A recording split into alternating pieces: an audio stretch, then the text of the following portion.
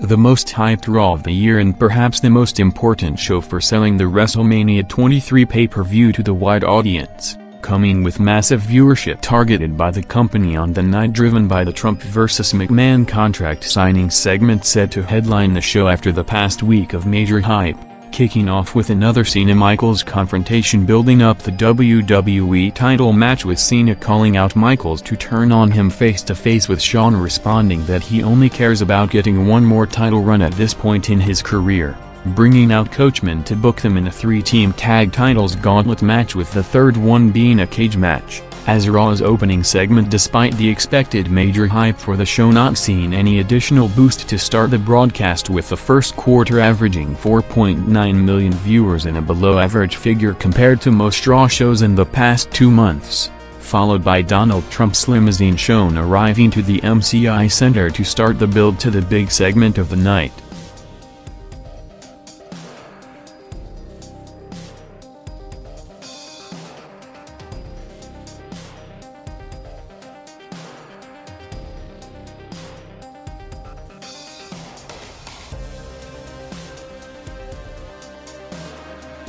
After a Flair vs. Carlito qualifying match ended in a non-finish last Monday, the final Money in the Bank participants in the first 8-man ladder match was decided in a three-way with Randy Orton after being the only major name left without a WrestleMania match, being added to the ladder match after going over Flair and Carlito to get the 8th spot to bump Raw 300,000 viewers in the second quarter to a 3.8 rating. With the company after sending out press releases in recent weeks on Raw, SmackDown and ECW all ending the week as the most watched programs on their 3 separate TV networks, with the ECW brand after not seeing any boost from the bigger audiences on the 2 main shows since the start of the year, getting a strong increase last Tuesday for a loaded show starting with a McMahon-Lashley confrontation and ending with Steve Austin's first appearance on the brand, increasing to 2.3 million viewers in its most watched show since last September, to see all 3 shows totaling for over 12.4 million viewers during the March 5 to 9 week in one of the biggest combined viewership figures since the 3 separate brands debuted last June.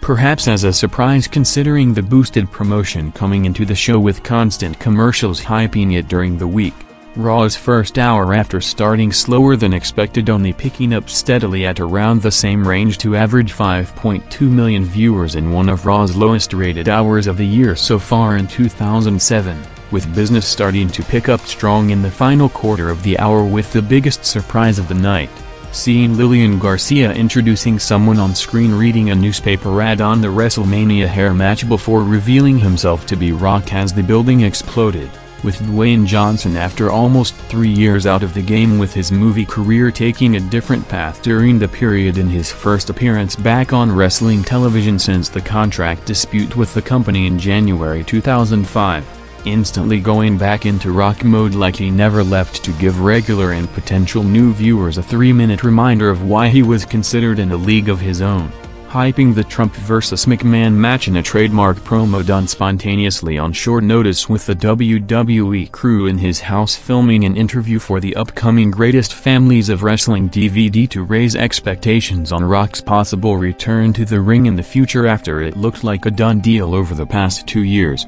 And with the company on the night looking to potentially draw a TV audience not seen on Raw since Rock's last days as a regular performer on the show, Jerry Lawler was seen right after the promo symbolically wearing Rock's shirt from the all-time rating record This Is Your Life segment from September '99, with Raw following up Rock's unadvertised appearance with the promoted top match of the night with Cena and Michaels in a 3-team gauntlet match for the tag titles, crossing over the top of the hour with them going over Haas and Benjamin in the first match, followed by Cade and Murdoch before the final team against Nitro and Mercury in a cage match, going 11 minutes in total to gain over 800,000 viewers into the 6 million viewers range with a 4.3 rating, continuing the Cena vs. Michaels tension with them one-upping each other throughout, while minutes after seeing Rock and with Austin about to come out in the next hour, After the major backlash against him cooled off since the peak of it in large parts of 2006, Cena in his first ever Raw broadcast with both Rock and Austin also on the show on the same night, was back to being heavily booed by the Washington crowd throughout the match, in a massive contrast reflecting the gap in stature, with Rock and Austin getting by far the biggest reactions of the night, ending up with Michaels and Cena retaining the tag titles, with Cena this week the one teasing the turn.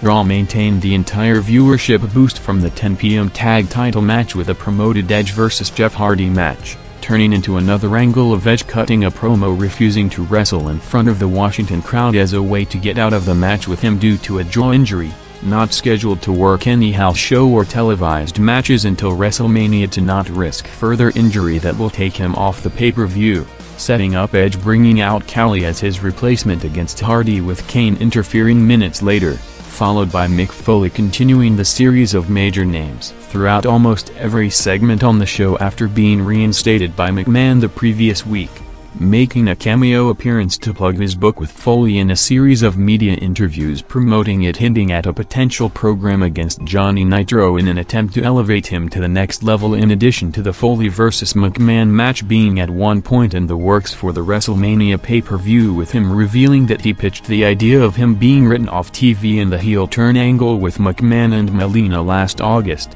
while hyping the new book on the idea that the company contractually had no access to edit out anything, even with him directly criticizing McMahon and the product during the period covering his latest run last year, saying that it's the most behind-the-scenes look ever seen in the business, with some people in high positions within the company reportedly not happy with the backstage access he granted, noting that Vince McMahon after reading the book only asked for one line to be changed, which Foley agreed to without specifying what it was.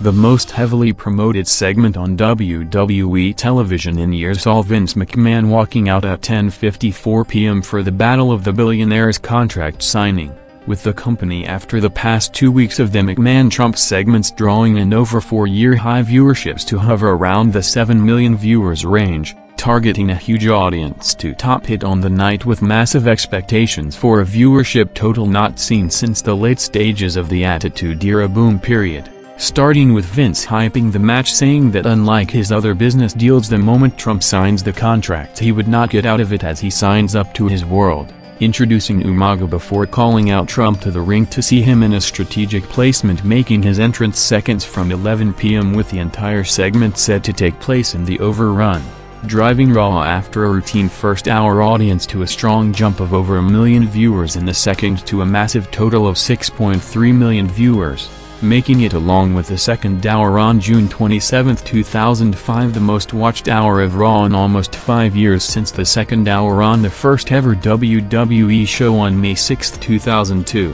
with Trump in his first appearance on a live broadcast, with his first one on February 15 taped 3 days earlier, with Raw airing on Thursday, introducing Bobby Lashley to start the contract signing segment, with Vince McMahon at the top of his game, knowing the spotlight on the special occasion, taunting Trump, saying that it's the last contract he's gonna sign with hair on his head, bringing out Steve Austin already at 11:06 p.m. to set the stage for the match, with Austin confronting both Trump and McMahon, promising that one of them is gonna leave WrestleMania with a full bald head to answer skepticism on Vince or Trump potentially getting out of the stipulation with a partial haircut in a similar way to previous hair matches, guaranteeing the payoff on the pay-per-view before the final selling image for the mainstream publicity and advertising on the way to the event, with Trump calling McMahon back to the ring to end up with him pushing him over the table, closing the 22-minute segment, going 16 minutes past the top of the hour in one of the longest overruns in Raw history,